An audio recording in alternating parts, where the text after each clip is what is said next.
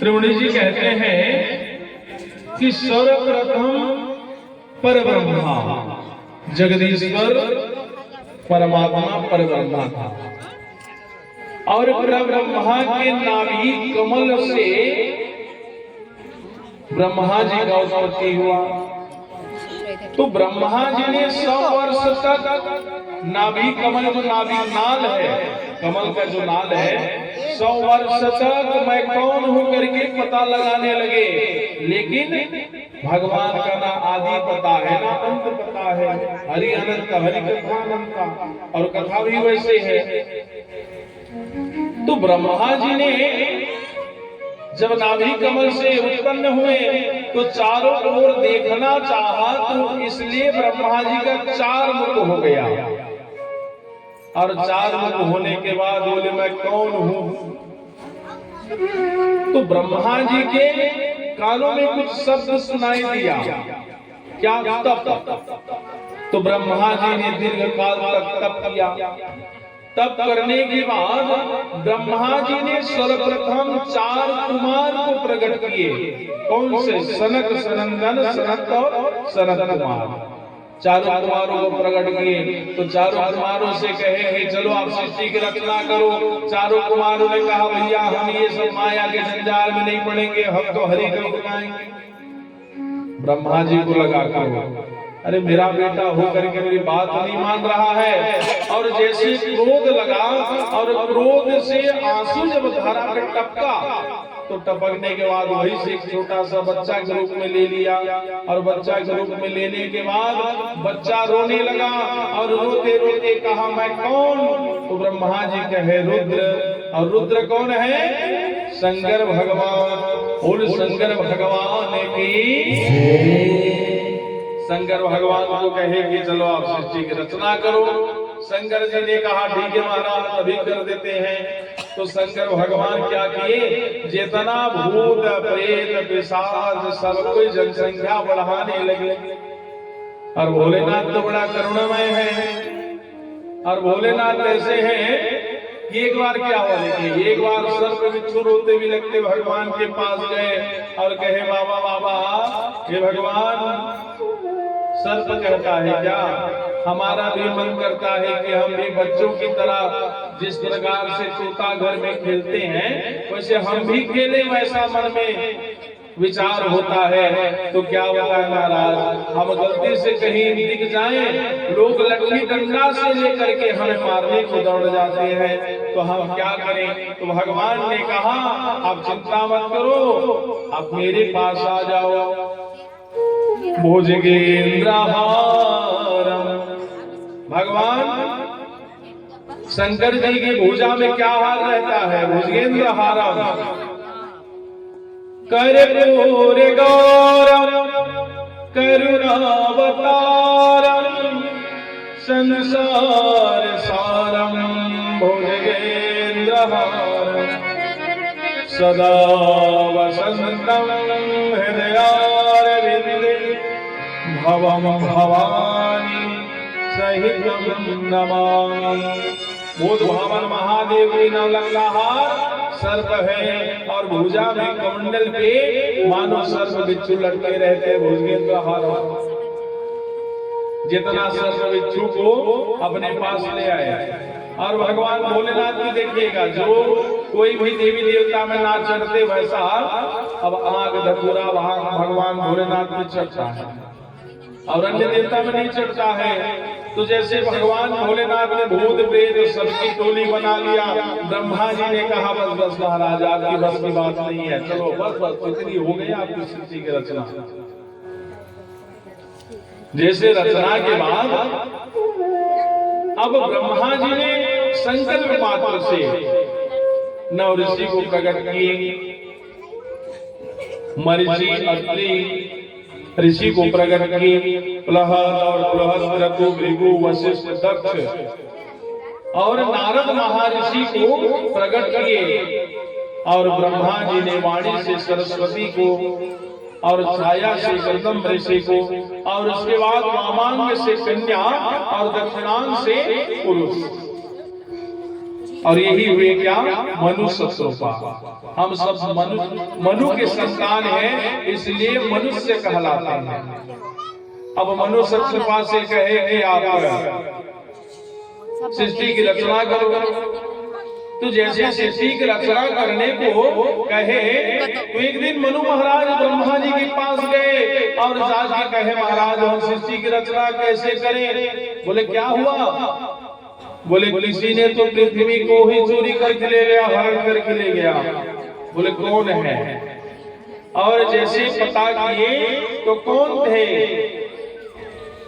एक बार क्या हुआ, मानो सनक सनंदन सनत कुमार चारों भैया श्री हरि नारायण ने मन से उनको आवाहन किए। आवाहन करने के बाद जब चारों भैया जब जाने लगे भगवान वैकुंठ भगवान के घर जाने लगे, तो जय विजय ने रोक दिया खबरदार। और जैसे जय विजय ने रोका वो तो 3 जन्म के लिए दैत्य कुल में जाना पड़ेगा। और क्योंकि जय विजय को पता नहीं था कि भगवान ने उनको मन से आवाहन किए हैं और अज्ञान थे, और भगवान कहते कि मैं शयन कर रहा हूं, किसी को अंदर आने मत देना। तो जय विजय ने ऐसा रोक दिए, जय विजय को श्राप दे दिए। और श्राप देने के बाद तब तक भगवान बाहर आए, और भगवान बाहर आने के बाद भगवान जो तुलसी मंजरी युक्त पहने हैं माला, उस माला के सुगंधित से सनकादिक चारों भैया प्रसन्न हो गए। और भगवान कहने लगे मेरे दास हैं, मेरे मित्र हैं, और मानो इन्होंने जो गलती की है तो मैं इनका स्वामी हूं, मैं ही कसूरवार हूं। यदि इनको श्राप मिला है 3 जन्म के लिए श्राप, तो पहला जन्म कौन सा होता है। जय हो भैया, राधे राधे। अच्छा आप बताइए किनको श्राप मिला, सनकादिक किनको श्राप दिए, बोलो किनको श्राप दिए हैं।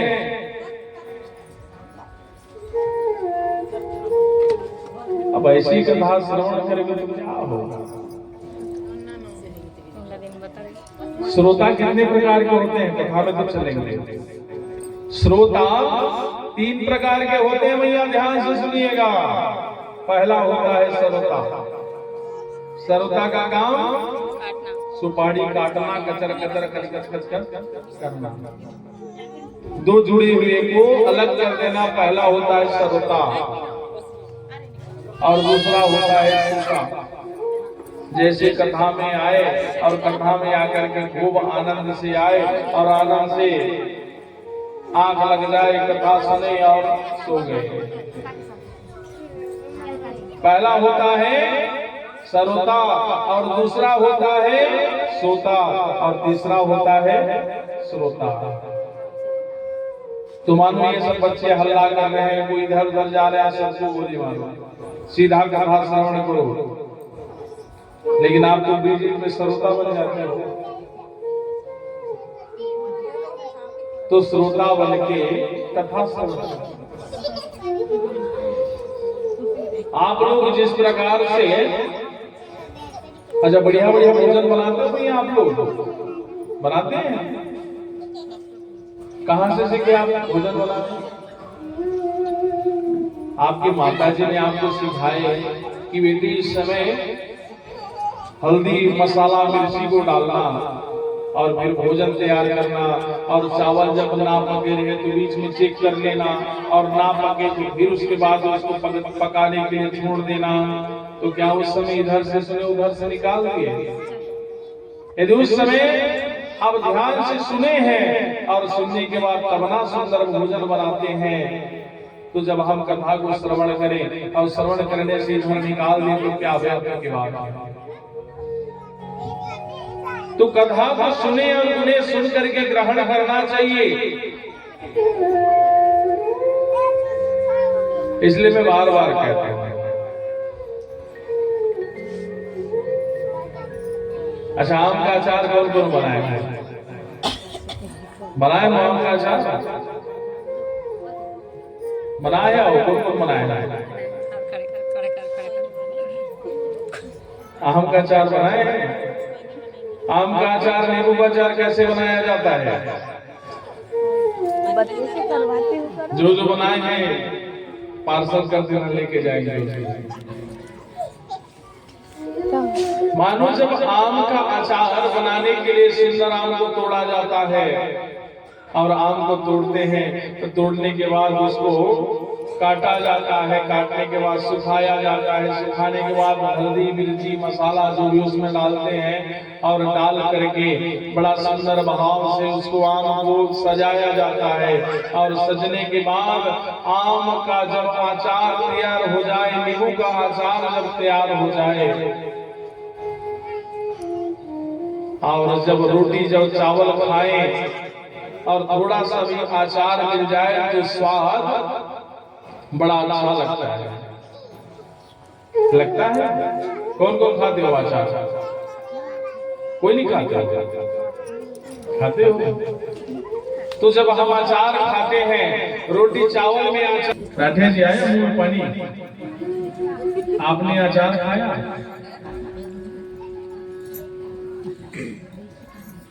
अचार खाए? नहीं खाए, लेकिन मुंह में पानी आया। हमारी विडंबना देखते, जब हम अचार, न यहाँ अचार है न यहाँ पे आम है, और न हमारे मुंह में आम है न अचार है, जब हम अचार आम का यदि स्वाद का अनुभव करते हैं तो मुंह में पानी आ जाता है, और जब परमात्मा का ध्यान करते हैं तो हृदय पुलकित क्यों नहीं होता? सही बात है। जब हम आम खाए नहीं, अचार खाए नहीं, तो हमारे मुंह में पानी आ गया, और जब हम परमात्मा को ध्यान करते हैं तो हृदय पुलकित क्यों नहीं होता है? जिस प्रकार से मैया अभी आपने अचार का अनुभव किए, उसी प्रकार से परमात्मा का अनुभव करते हैं। और जिस दिन परमात्मा का अनुभव करोगे आपके हृदय पुलकित हो जाएंगे। क्यों गुप्ता जी?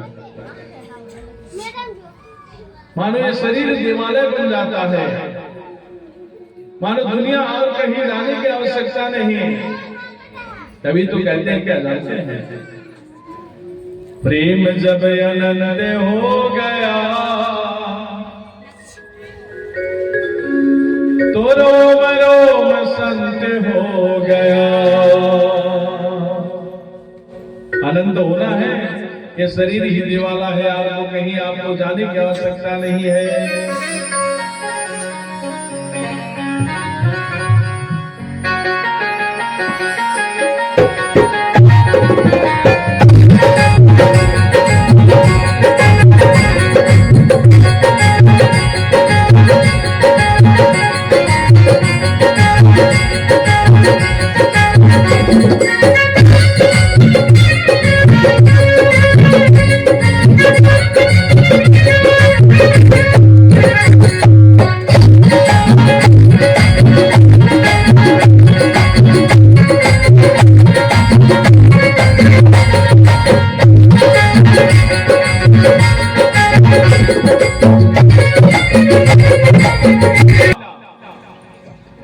कौन सनकादिक चारों भैया 3 जन्म के लिए श्राप दिए, और पहला जन्म में क्या हुए? हिरण्याक्ष और हिरण्यकश्यप। तो आज भगवान अवतार लेंगे हिरण्याक्ष को श्राप मुक्त करने के लिए। वराह भगवान अवतरित होते हैं, और जैसे ही इसके बाद नरसिंह भगवान, देखो 3 जन्म के लिए श्राप मिला, तो भगवान कहे कि मैं 4 बार अवतार लूंगा। तो 4 बार अवतार कैसे कैसे लिए और 3 जन्म कैसे हुआ? मानो 3 जन्म, पहला जन्म में हिरण्याक्ष और हिरण्यकश्यप, तो भगवान 2 बार अवतार लिए, वराह भगवान और नरसिंह भगवान। जयविजय में 1 बार जन्म लिए, लेकिन भगवान 2 बार अवतार लिए। और दूसरा में होते हैं यही जय विजय ही रावण कुंभकर्ण है, भगवान राम रूप लेकर के इनको श्राप मुक्त करते हैं। और तीसरा जन्म है जरासंध शिशुपाल, भगवान कृष्ण रूप लेकर के इनको श्राप मुक्त करते हैं। और समय आया वही, एक बार मानो गर्भ के तेज से स्वर्ग तक तेज पहुंचने लगा और जलने लगा। तो जब तेज पहुंचने लगा, जलने लगा, तो वो लिखिए है कौन? तो कहे मानो कश्यप जी की पत्नी, मानो दिति, अदिति, दानु, काष्ठा, सुरसा आदि उनके अनेक पत्नियां हैं। तो अनेक पत्नियां हैं, तो एक बार नाम की पत्नी थी, बोले भगवान की।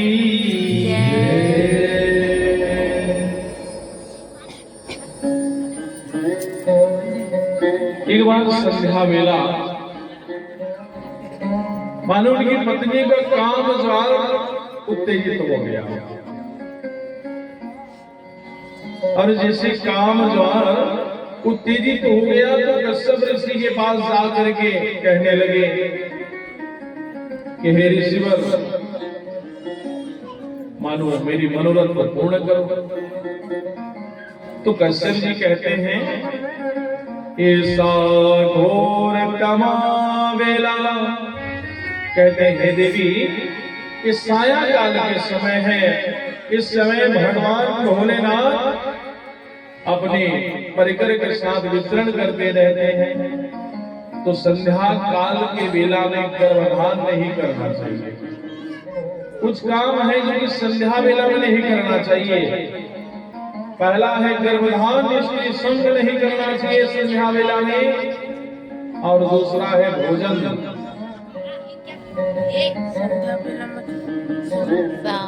दूसरा है भोजन नहीं करना चाहिए।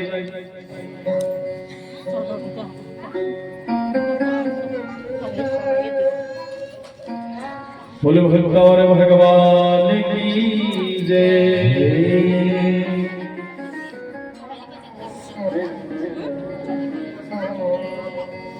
बोली राधा रमण सरकार की।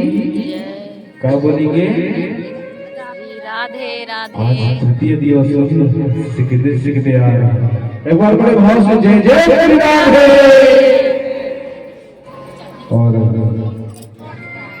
सुखीराम, सुमित, सेठ कुमार, सुनीता, बसंत कुमार, रतौराम। ध्यान नहीं करना चाहिए और संध्या काल के समय भोजन नहीं करना चाहिए और संध्या काल के समय अध्ययन नहीं करना चाहिए। तो मानो ये कार्य संध्या काल के समय विला नहीं करना चाहिए और संध्या काल के समय शयन नहीं करना चाहिए, सोना नहीं चाहिए। तो जैसे दीदी का मानो काम ज्वार उत्तेजित हो गया तो कश्यप जी से जाके कहे कि मेरी मनोरथ पूर्ण करो। और जैसे ही दीदी ने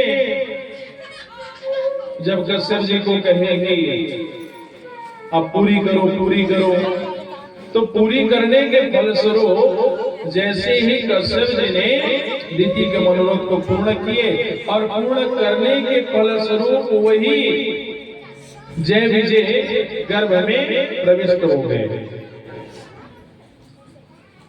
जय विजय गर्भ में प्रविष्ट हुए।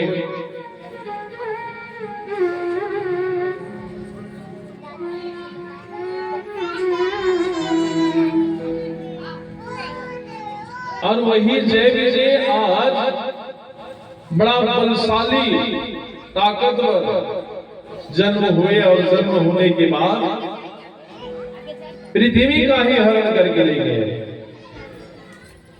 जब पृथ्वी का हरण करके ले गए तो मनु शत्रुपा, देखो कथा को ध्यान से श्रवण करोगे तब समझ आएगा कथा कहाँ पहुंची थी, कहाँ से आरंभ हुई थी। कथा मनु शत्रुपा जब कहाँ पहुंचे हैं ब्रह्मा जी के पास कि बोले पृथ्वी तो है ही नहीं, बोले पृथ्वी का हरण हो गया।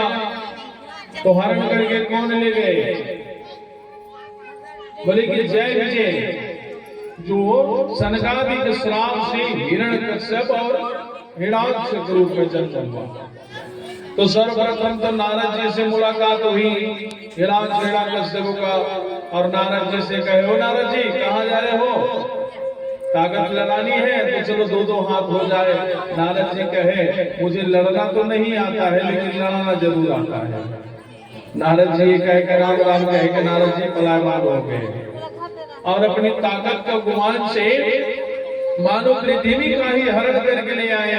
और पृथ्वी का जब हरण करके लाए तो उस समय ब्रह्मा जी को छींक आई और ब्रह्मा जी जैसे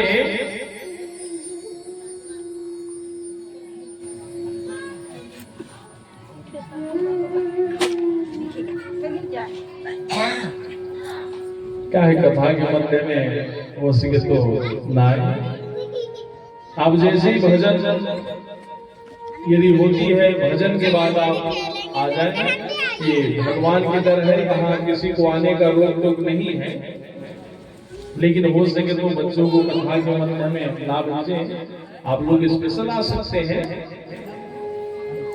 क्योंकि कथा की जो धार जो चलती है वो टूट जाती है तो आनंद नहीं आता है। जय जय श्री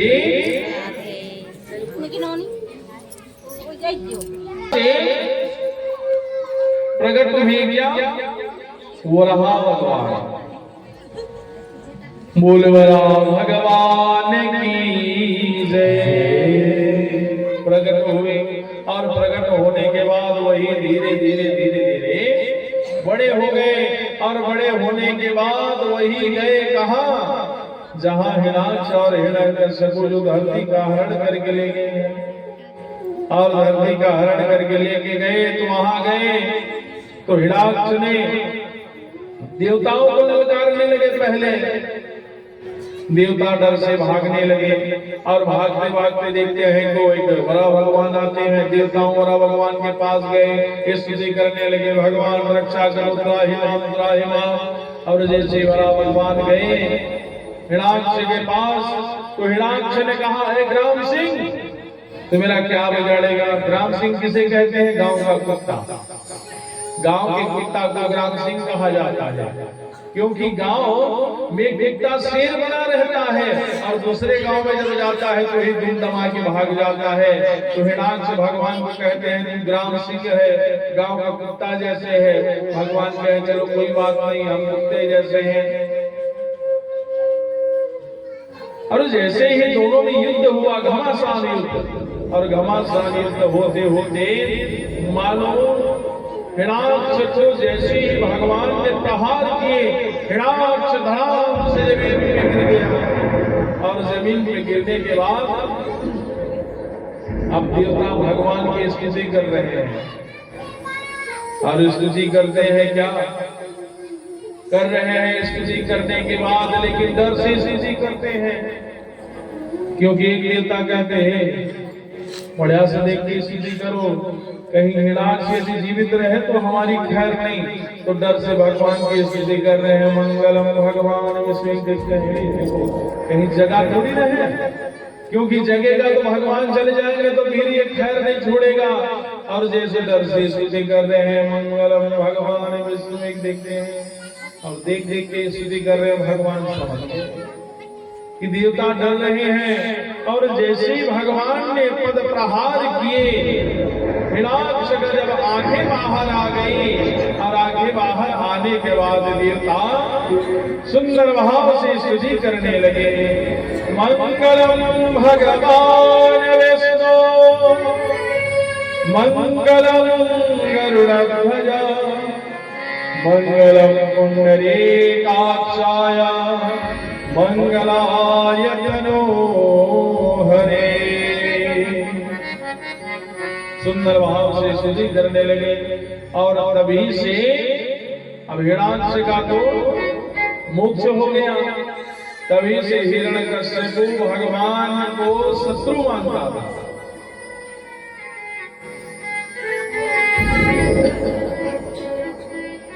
और शत्रु मानता, तो शत्रु मानते मानते अभी तो हो गई ये कथा, और धीरे धीरे इनके कथा की बात आती है कपिल भगवान।